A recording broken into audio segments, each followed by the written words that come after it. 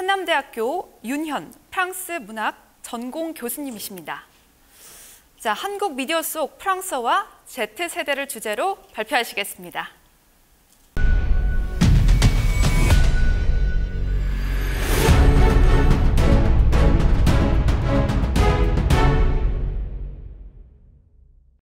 안녕하세요. 저는 이번 발표에서 한국 미디어 속 문학 콘텐츠로서 프랑스어, Z세대가 마주하는 프랑스어에 관한 주제로 발표를 하게 된 한남대학교 외국어문학부 프랑스어 문학 전공 윤현이라고 합니다. 저희 원래 전공은 이제 그 프랑스어를 가르치는 그 언어 교수법을 전공으로 하고 있고요. 프랑스어 학습자 간 온라인 상호작용에 대한 연구를 하고 있습니다. 그래서 그 안에서 일어나는 모든 상호작용, 문화적인 요소도 들어가고 언어적인 요소도 거기에 포함이 되어 있는데요. 오늘 여러분께 이렇게 말씀드릴 내용은 바로 이 미디어 속의 문학 콘텐츠로서의 프랑스어입니다. 그런데 그 중에서도 사실은 제가 이제 학교에서 가장 제일 많이 접하게 되는 우리 대학생들 Z세대가 마주하는 그런 프랑스어에 대한 그러한 연구를 하고자 합니다. 우리는 요즘 이 90년대 감성 Y와 요즘 감성 90년대 감성 X와 요즘 감성 Y 둘의 세대 갈등을 끝낼 나 Z의 기술 XY 세대가 타고 있다 라는 이런 광고 카피가 적힌 이 광고를 우리 많이 볼 수가 있습니다. 이 광고의 이 문구는 바로 요즘 세대를 가장 잘 대변해주는 문구라고 이렇게 할 수가 있는데요.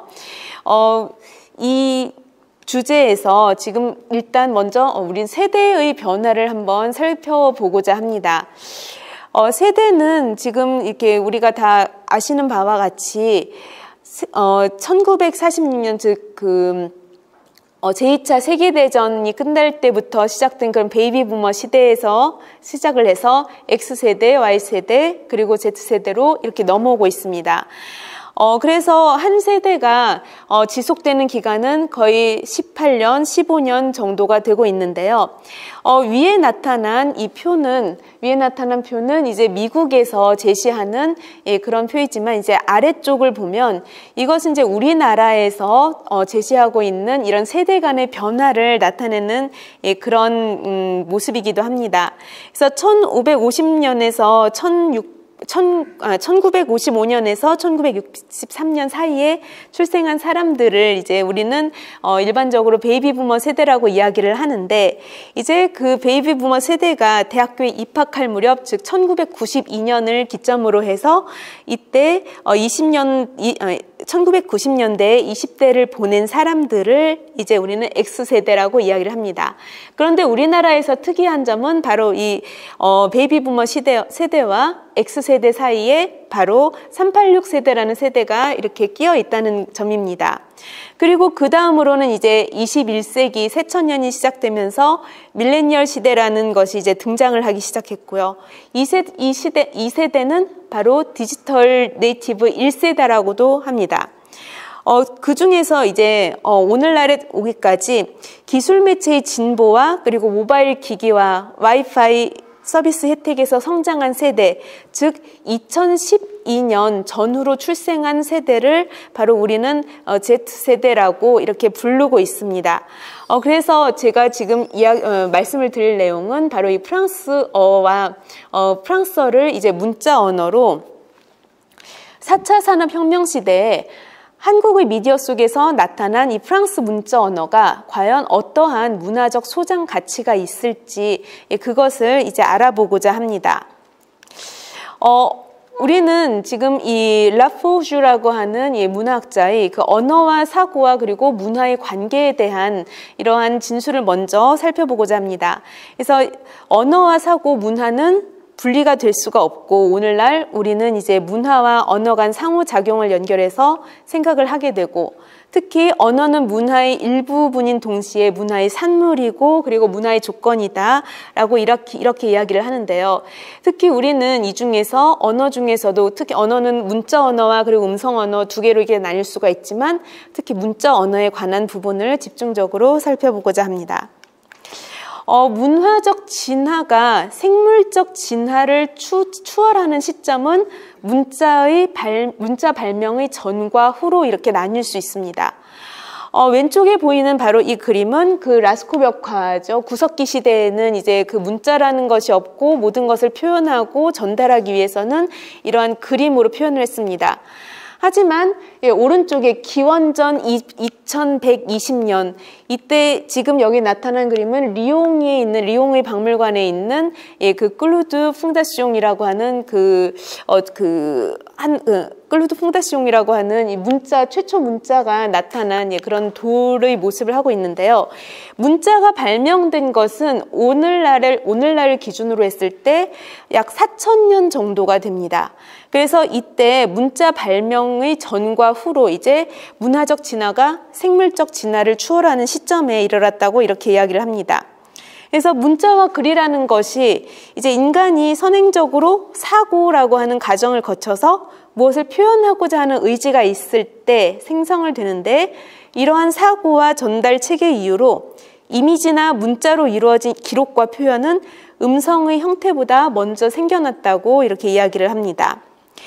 그래서 이렇게 문자 언어라는 것을 우리가 살펴볼 때 과연 프랑스어라는 것은 우리에게 있어서 우리는 모두 다 이제 프랑스어 하면은 뭔가 프랑스 유럽의 이미지를 떠올리게 되고 그리고 이제 문화를 직접적으로 연관지어서 생각하고 그렇게 연상을 하게 되지만 그런 프랑스어를 생각할 때 과연 이것이 오늘날 이 시대에 있어서 어떻게 문화 콘텐츠로서의 발전 가치가 있는가, 그런 점을 한번 살펴보고자 합니다.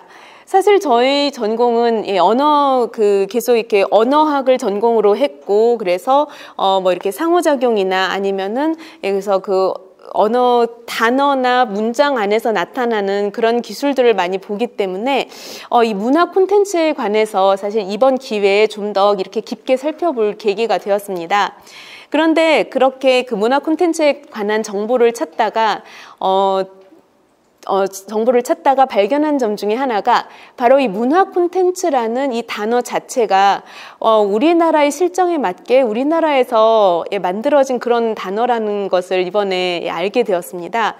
그래서 이거는 이 문화 콘텐츠라는 것은 이제 뭐 부호나 문자나 음성, 음향 및 영상 등의 자료나 모든 정보, 그런데 이런 것들이 그냥 이렇게 자료나 정보의 형태로 돌아다니는 것이 아니라 이제 디지털화된 정보의 통칭으로 이렇게 쓰이고 있습니다. 그렇다면은 프랑스어는 과연 어떠한 의미에서 문화 콘텐츠로서의 가치를 지닐 수 있을지, 그것을 한번 이제 이 프랑스어와 우리가 쉽게 볼 수 있는 영어 단어에서 한번 이렇게 비교를 해보고자 하였습니다. 지금 여기에 보시는 바와 같이 왼쪽에 있는 것은 영어이고요. 이제 오른쪽에 있는 것은 프랑스어 표현인데요. 이 둘의 차이에는 거의 차이점을 많이 찾아볼 수가 없습니다. 비슷한 단어들도 굉장히 많고요. 그리고 철자 하나의 차이나, 그래서 이러한 단어들에서 이것이 프랑스어냐 혹은 영어냐 이것을 구분해 주는 것은 첫 번째는 철자의 미묘한 차이라고 할 수 있고요. 그리고 두 번째는 바로 이 악상이라고, 프랑스어에서 악상이라고 표현하는 이 악상으로 구분되는 이러한 기호들이 바로 이 프랑스어와 영어를 분리해 준다고 볼 수 있습니다. 그래서 이 기호라는 것이 어떻게 보면 이제 우리에게는 그 하나의 프랑스어의 이미지로서 이렇게 다가올 수가 있는 것이죠. 그래서 지금 이렇게 홀랑바흐트가 이야기를 한 것처럼 이미지는 이제 영구적이고 항상 최후의 결정권을 가지고 있습니다. 그래서 어떤 지식도 반론하지 못하며 변형하거나 이렇게 다듬을 수 없는 그런 것이 이제 이미지라고 이렇게 볼 수가 있는데요. 그러면 문자 언어나 이미지나, 우리가 이미지라는 것은 물론 이제 뭐 청각이나 뭐 시각적 이미지도 있고 여러 가지 차원에서 이야기를 할 수도 있지만, 크게 문자 언어와 이미지를 이렇게 이야기를 하자면, 왼쪽에 나타난 것은 이제 그 문자 언어와 그리고 이미지의 긍정적인 점들을 이렇게 표현을 한 것이고, 그리고 오른쪽에는 그 단점을 나타낸 것인데, 일단 문자 언어에서는 객관적으로 의미를 전달하거나 그리고 이제 정보의 물리적인 축적이 가능하고 보편적인 사고 체계를 후세에 전달을 할 수 있는 그런 기능을 하고 있습니다. 그런데 이러한 문자 언어는 바로 이제 학습 과정이라는 것을 거쳐서 문자 기호 체계를 이제 습득을 할 수가 있게 되고요. 이 문자 언어를 제대로 사용하기 위해서는 숙달된 문자 중심의 사고 체계가 요구가 됩니다. 반면에 이미지는 우리가 알고 있는 이런 문자 언어와는 달리 그 이미지 자체만으로도 총체적이고 즉각적인 정보의 전달이 가능합니다. 또한 정서적으로 그리고 신미성을 내포하고 있기도 하고요. 그리고 이제 이미지라는 것은 감성적인 정보의 전달을 가능하게 만듭니다.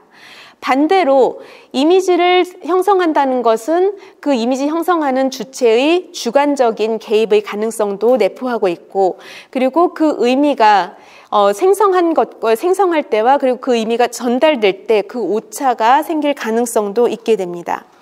그래서 이미지는 문자가 가지지 못하는 공감각적이며 동시적인 사고 체계를 전달할 수 있다는 장점을 가지고 있기도 합니다.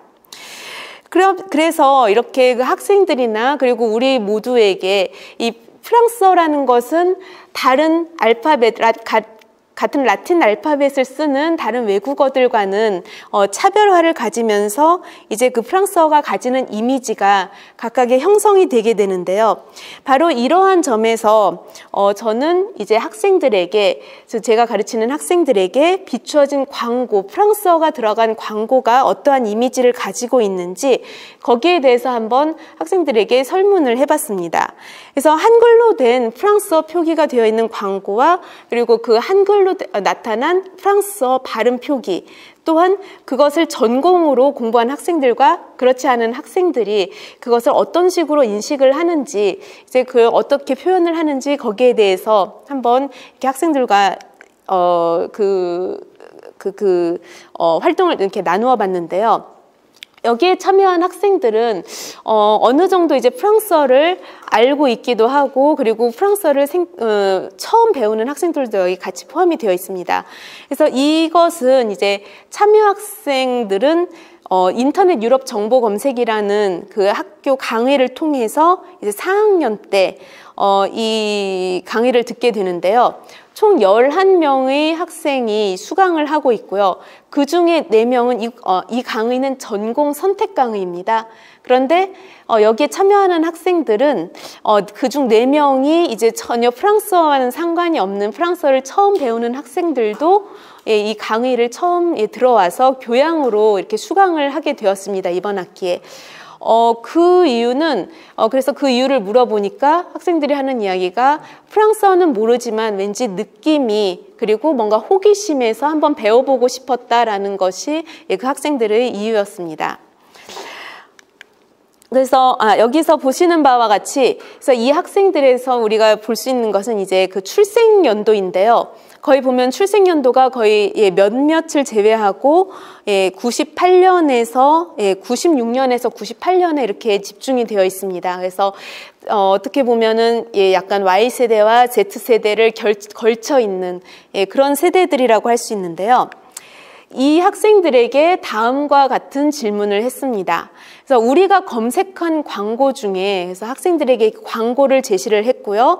그래서 그 검색한 광고 중에서 가장 인상에 남는 광고와 그 이유가 무엇인가를 이렇게 적게 하였고, 그리고 광고 속의 프랑스어가 나에게 주는 느낌이 과연 무엇인가, 그것을 한번 같이 알아보고자 하였습니다. 그래서 학생들은 그것을 이제 자신들이 인터넷이나 그리고 텔레비전이나 아니면은 이렇게 길에서 사회에서 자연스럽게 접할 수 있는 프랑스어 표현이 들어가 있는 광고를 찾고요. 지금 말씀드린 바와 같이 이 학생들은 이제 프랑스를 어느 정도 배워서 프랑스어에 실력이 있는 학생들도 있고 그렇지 않은 학생들도 있습니다. 그런데 이렇게 그것을 글로 적어서 표현을 하라고 했을 때 그 학생들이 직접 적어서 낸 그 소감문은 다음과 같았습니다. 그래서 여기에서는 전공이건 비전공 학생들이건 그 프랑스어 단어를 그대로 쓰는 것보다도 우리나라에 들어와서 우리나라 발음으로 순화되어 있는 이 프랑스어 표현을 그대로 사용했다는 것. 예, 그래서 인상적인 광고를 이렇게 한번 제시를 해보라고 했는데 이런 식으로 여러 브랜드의 이름이 나왔습니다. 그런데 이 브랜드의 이름을 한번 공통적으로 이 브랜드들이 어떤 것인가 한번 이렇게 보니까 바로 프랑스어 브랜드가 신기하게도 다 90년대에 출시된 제품들의 광고였습니다. 그래서 뭐 94년, 뭐 95년, 91년 이때 한창 그때는 이제 X세대들이 사회 전반에서 X세대가 있었던 그런 시대였는데요. 이때에 나왔던 광고들이 지금 지금 Z세대에게 이 광고들이 어필되고 있고 인상에 남고 약간 각인이 된 그런 이미지를 볼 수가 있었습니다. 그래서 이것을 봤을 때 우리 프랑스어 브랜드이지만 우리 문자 언어, 즉 한글로 이 브랜드를 기억을 하고 있었습니다. 이런 20대 대학생의 그 Z세대에서의 시각에서 본 이 광고 이미지는요, 바로 다음과 같았습니다. 그래서 학생들이 자유롭게 이 감상평을 적어내도록 했는데 여기에 나타난 그 프랑스어를 가지고 학생들이 느낀 점은 바로 고급스럽다, 임팩트가 있다, 세련되다, 이국적이다. 이러한 것들이 많이 나왔습니다. 그래서 이러한 평들을 봤을 때 이 광고라는 것은 그 학생들에게, 그 Z세대에게 있어서 청각과 시각, 그리고 프랑스어와 한국어, 문자와 이미지, 이러한 여러 경계선을 넘나드는 그런 공감각적인 이미지를 제공하고 있지 않았나 그런 생각이 들었습니다. 그래서 제가 처음에 질문을 드렸을 때는 이제 4차 산업혁명 시대의 한국 미디어 속에 나타난 프랑스 문자 언어가 어떠한 문화적 소장 가치가 있는가라는 질문을 이렇게 제시하고 거기에 대한 답변을 찾고자 했지만 이렇게 자료 조사를 하고 그럼에 따라서 이 문자 언어가 지금보다도 이제 Z세대가 지금과 마찬가지로 15년, 20년이 지났을 때 그들에게 미래에 어떠한 문화적 소장 가치가 있는가. 왜냐하면 이제 박물관이라든지 그리고 문화 콘텐츠라든지 이제 문화적으로 소장을 한다는 것은 오늘날 뿐만이 아니라 이제 후대에 이르기까지도 그 영향력이 파급 효과가 있기 때문에 거기에 대해서 생각해 볼 가치가 있다고 그렇게 생각을 했습니다. 그래서 이때에 그 문화적으로 소장 가치는 그래서 문화 수요자와 상호작용할 수 있는 그런 문화 콘텐츠가 문화 콘텐츠로서의 그런 소장 가치를 가질 수 있고요. 그리고 여기에서 문화 수요자라고 하는 것은 지금의 Z세대이기도 하지만 이제 또 그 후에 다른 세대가 나타났을 때 지금 이루고 있는 이런 문화를 그 세대가 같이 공유할 수 있는 그런 문화 콘텐츠를 이야기하기도 하고요. 그리고 한국의 프랑스어는 본래의 그것과는 사실 조금 다른 의미로 전달된다는 것을 이번 이 조사를 통해서 알 수가 있었습니다. 왜냐하면 여기에서 다른 의미라고 이렇게 이야기하는 것은 언어적 의미의 변화가 아니라 이것은 한국적으로 한국 문화에 흡수되어서 표현되는 그런 프랑스어를 바로 나타내기 때문이었습니다. 그리고 이제 프랑스어 광고가 이렇게 지속적으로 쏟아질 때 실제로 소장되는 것은 문자 언어가 아니라 널리 알릴 수 있는 가능성이라는 것을 여기서 봤습니다. 오늘날에 있어서도 그리고 이제 그 지금의 대학생들 20대들이 많이 쓰고 있는 브랜드가 있기도 하지만 그들에게 프랑스어로 되어 있는 브랜드나 광고를 떠올려라 라고 했을 때는 지금 자신들이 사용하는 그런 것보다도 일찍이 10년 전, 20년 전에 이미 나와서 우리에게 대중화가 되어 있는 그러한 프랑스어 광고들을 제일 먼저 떠올렸다는 것이 여기서 주목할 만한 점이었고요. 그리고 Z세대에게 있어서 이 문화 콘텐츠라는 것은 더 이상 이제 그런 이렇게 사물로서 존재하는 그런 것이 아니라 이것은 바로 이게 디지털 콘텐츠로서 추상적인 프랑스어의 이미지, 우리는 그 프랑스어를 이렇게 전공으로 하는 사람들은 그 언어의 뜻이 그 그 단어나 아니면 어휘나 문장의 의미가 무엇인지를 알기 때문에 그 자체로 해석을 하지만 전공이 아니고 일반적인 프랑스어를 모르는 사람들에게서도 이제 추상적인 프랑스어의 이미지를 한국의 독특한 문자 언어로 구체화시키는 역할을 하는 것, 이것이 바로 이게 Z세대에게 있어서 이제 문화 콘텐츠라고 할 수가 있겠습니다. 그래서 문화적 소장 가치라고, 프랑스의 문자 언어, 그래서 프랑스어와 문화적 소장 가치라고 한다면 바로 이제 그 언어 자체라기보단 우리에게, 한국인에게 있어서 어떻게 인식되고 해석되고 그것이 소개되는가, 그리고 어떻게 널리 전파될 수 있는가, 그런 가능성을 보는 것이 더 보는 방향으로 생각하는 것이 맞다, 좋겠습니다. 그럼 이만 발표를 마치겠습니다. 감사합니다.